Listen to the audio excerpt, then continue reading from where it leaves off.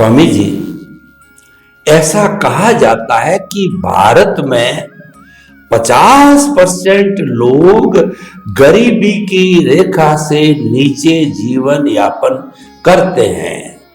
कई बार हमारे माननीय प्रधानमंत्री जी के मुखारबिंद से मैंने सुना कि 140 करोड़ जनता वाला भारत देश है, यानी 60-70 करोड़ लोग गरीबी की रेखा का मतलब उनको 3 जून की रोटी भी बराबर सुलभ नहीं होती है। रोटी, कपड़ा, मकान, शिक्षा, चिकित्सा सब में वो निम्न स्तर पर आ गए हैं, उनके पास में पूर्ति नहीं हो रही। कृपया ऐसे लोगों के लिए सरल सहज सुगम भाषा में आप अध्यात्म विज्ञान कैसे बताते हैं, उन लोगों के लिए सांत्वना के रूप में कहिए, ज्ञान के रूप में कहिए और उनके मन की शांति के लिए कहिए। कृपया थोड़ा आप बताइए। प्रश्न के लिए धन्यवाद। सबसे बड़ी बात यह है कि आध्यात्म विज्ञान ये नहीं है कि केवल मुक्ति के लिए ही समझना चाहिए। आध्यात्म विज्ञान सामाजिक और धार्मिक जीवन में भी आपको आत्मविश्वास बढ़ाने के लिए भी ये जानना जरूरी है, क्योंकि अगर ये सनातन सत्य जानोगे तो फिर आपके जीवन में जो सामाजिक और धार्मिक रिलेटिव सत्य की अवस्था आएगी, उसमें अगर आपकी दृष्टि के पास सनातन सत्य होगा तो वो पजल आपको पजल नहीं लगेगा, वो प्रॉब्लम आपको प्रॉब्लम नहीं लगेगा, क्योंकि आपको मालूम है कि यह संयोग क्यों बना, सामाजिक या धार्मिक क्यों बना। तो इसीलिए आध्यात्म मार्ग केवल मुक्ति के लिए है ऐसा नहीं है। आध्यात्म का मार्ग, आध्यात्म विज्ञान सनातन सत्य को बताने वाला मार्ग है। इसका उपयोग आप सामाजिक, धार्मिक या आध्यात्मिक फील्ड में भी कर सकते हैं, क्योंकि जब भी जहां भी जिस एंगल से करोगे आपकी दृष्टि सनातन सत्य बनेगी और रिलेटिव सत्य का पजल वहां नहीं रहेगा। तो इसीलिए आध्यात्म विज्ञान अगर हम समझना चाहें तो कैसे समझेंगे? तो आध्यात्म विज्ञान का मतलब होता है आप ब्रह्मांड का रहस्य जानो। ब्रह्मांड का रहस्य क्या है? दुनिया कैसे बनी, कैसे चलती है और इंसान के रूप में जन्म मरण कैसे होता है। तो सिंपल उत्तर यह है कि दुनिया 6 सनातन तत्वों से बनी है और 6 सनातन तत्व सिंपल है: चेतन, जड़, गति सहायक, स्थिति सहायक, टाइम एंड स्पेस। ये 6 सनातन तत्वों का संक्षिप्त उत्तर है। चेतन का मतलब आत्मा, अविनाशी, परमानेंट। जड़ का मतलब होता है मैटर, जिससे ये अवस्थाएं बनी है, जिससे शरीर भी बना है। गति सहायक का मतलब होता है मोशन या मूवमेंट। सूर्य, चंद्र, तारा, ग्रह, नक्षत्र, भरती ओठ, हवा, पानी और इंसान और इसके मन, सब कुछ घूमता रहता है। मूवमेंट वो गति सहायक तत्व का हेल्प है। चौथी है स्थिति सहायक। तो गति करते करते अगर स्थिति सहायक तत्व नहीं होता तो आप स्थिति कैसे करोगे? एक बार गाड़ी चालू हो गई फिर ब्रेक कैसे लगाओगे? स्थिर नहीं हो सकता। हाँ, तो इसीलिए गति की भी जरूरत है और स्थिति तत्व की भी जरूरत है। 5वां तत्व है समय। दुनिया में कोई भी अवस्था को नापना है तो समय तत्व चाहिए। वर्तना बिना समय तत्व आप नहीं बता सकते कि उसकी बिगिनिंग कब हुई, एंड कब हुआ, जन्म कब हुआ, मृत्यु कब हुई। ये अवस्था का एंड कब होगा, इनका रिजल्ट कब मिलेगा, अगर समय तत्व नहीं है तो जीवन की कोई भी अवस्था को एक्सप्लेन करना डिफिकल्ट हो जाता है। तो ये समय तत्व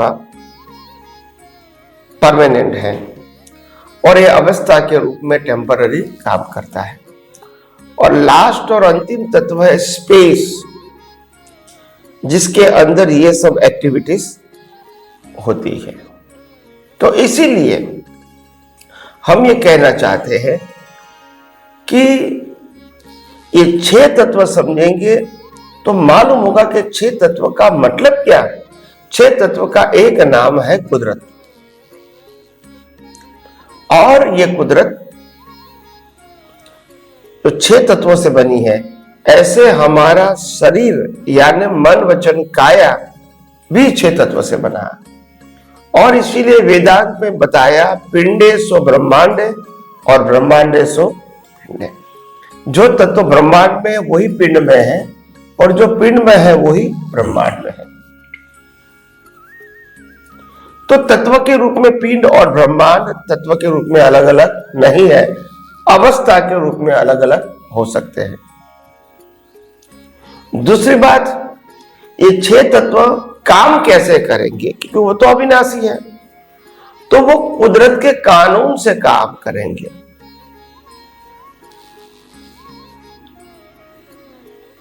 कब दिन करना, कब रात होना, कब हमारे बारिश, गर्मी, ठंडी, ज्वार भाटा कब कैसे होगा, उत्पत्ति नाश, ये सब कैसे होगा, तो कानून से होगा। सूर्य का उदय कब होगा, सूर्य का अस्त कब होगा, ये सब कुदरती कानून से होता है। इंसान जो कर्म करता है उसका फल भी कुदरती कानून डिसाइड करेगा, कोई व्यक्ति डिसाइड नहीं करेगा। तो सेकंड है कुदरत का कानून, कुदरत यानी 6 तत्व। दूसरा है कुदरत का कानून, यानी सभी अवस्थाओं को लागू होता है, जड़ को भी और चेतन को भी। कोई भी अवस्था कुदरती कानून से बाहर या ऊपर नहीं है, और वो 6 तत्वों से ही जुड़ी हुई है। तो कुदरत और कुदरती कानून से जो अवस्थाएं बनती है, इसको कहते हैं कुदरती रचना। और वो कुदरती रचना वो अवस्था के रूप में होती है, उसकी बिगिनिंग और एंड भी होता है। इसीलिए कहते हैं कि कुदरती रचना का क्रिएटर, ऑपरेटर, डिस्ट्रॉयर कुदरत है। और अगर उसको सेकंड वे से बताया जाए तो कोई भी अवस्था का जनरेटर, ऑपरेटर, डिस्ट्रॉयर कुदरत है, गॉड। यानी इंग्लिश में कहते हैं GOD, जनरेटर, ऑपरेटर, डिस्ट्रॉयर का शॉर्ट फॉर्म। मगर ये फॉर्म धीरे धीरे नाउन बन गया है, नाम बन गया कि गॉड का मतलब भगवान, और हमने लोगों ने स्वीकार भी कर लिया। एक्चुअली वो कुदरत थी, जनरेटर, ऑपरेटर, डिस्ट्रॉयर को क्या थी, कुदरत। मगर क्योंकि काल क्रम में GOD का फुल फॉर्म भूल गए तो गॉड गॉड गॉड करने लगे, तो इसीलिए फिर ये अज्ञानता से चलता रहा। और इसीलिए आध्यात्म मार्ग में आगे बढ़ने के लिए कुदरत, कुदरती कानून और कुदरती रचना अगर नहीं समझोगे तो आध्यात्म के मार्ग में, अज्ञान को मिटाने के मार्ग में आगे बढ़ना आपके लिए संभव नहीं है। तो जैसे जैसे ये विज्ञान समझ में आएगा, कुदरत, कुदरती कानून और कुदरती रचना, वही आध्यात्म विज्ञान है, और वो अज्ञान मिटाने के लिए है। और अज्ञान सामाजिक जीवन में भी मिटाओ तो अच्छा है, धार्मिक जीवन में मिटाओ तो भी अच्छा है, और आध्यात्मिक मार्ग में मिटाओ तो भी अच्छा है। यानी कोई भी जगह इनका उपयोग करोगे तो कोई नुकसान नहीं है। तो इसीलिए हम आध्यात्म विज्ञान के माध्यम से कुदरत, कुदरती कानून और कुदरती रचना जितना गहराई से समझेंगे, उपयोग करेंगे, अनुभव करेंगे, ऐसे ऐसे ही नए कर्म नहीं बनेंगे, वितरागता प्रकट हो जाएगी, राग द्वेष बंद हो जाएगा, भीख और भय समाप्त हो जाएगा और आत्मा की कुमारी प्रकट होगी।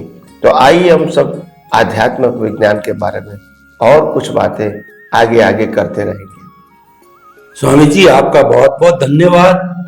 अभावग्रस्त लोगों के लिए बहुत अच्छा नुस्खा दिया। उनको समझना चाहिए कि ये जो मेरी अवस्था है वो अवस्था क्यों है। उस अवस्था को समझने के लिए आपने सरल सुगम रास्ता बताया। कुदरत, कुदरत की रचना और कुदरत के कानून को समझेंगे तो आपको पता पड़ेगा ये अवस्था मेरी ही बनाई हुई है और मुझे ही भोगनी पड़ेगी, और वो भी सही नहीं है। ये भी अवस्था का अर्थ परिवर्तनशील अवस्था का अर्थ है कि वह विनाशी और जाने के लिए आई है। जब ये समझेगा तो उसके अंदर उसको बहुत ही आदि व्याधि अभाव के अंदर समाधि रहेगी। बहुत बहुत कृतज्ञता स्वामी जी।